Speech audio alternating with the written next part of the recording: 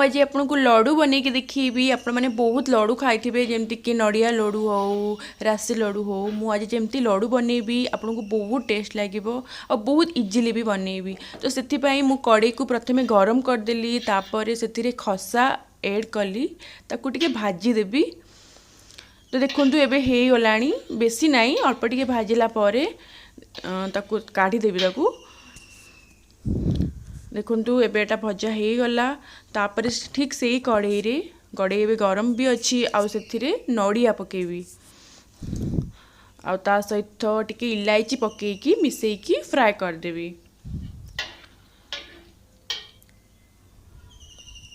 तापर किछि गुड़ नहीं जमती कि मु 2 कप नड़िया पाई 1 कप गुड़ यूज करछि से टाइप रो आपण क्वांटिटी अनुसार देखिकी ऐड करेंगे।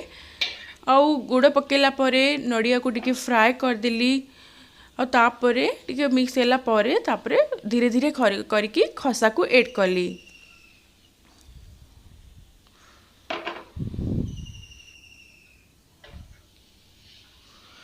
धीरे धीरे करके गोलेबा ताकू सब बेले गैस को सीम रे रखिकी करेंगे नहले तले लगी तले लगी गले जमा टेस्ट आसबनी। ताकू आम सीम रे रखिकी धीरे धीरे गोलेबा।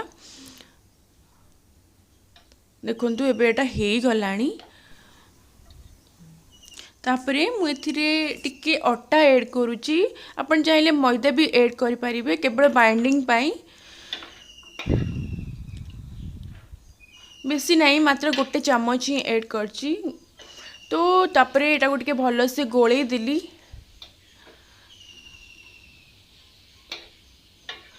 तो एटा बे हो गलानी तो ताको मु काढ़ी देबी आउ टिके ठंडा होला परे बेसी ठंडा हेले तो बाइंड करी हबनी टिके जस्ट ठंडा होला परे अपन नहले फ्रिज रु ठंडा पानी काढ़ी नेबे से ठंडा पानी साहाय्य रे आपण लड्डू बनैबे।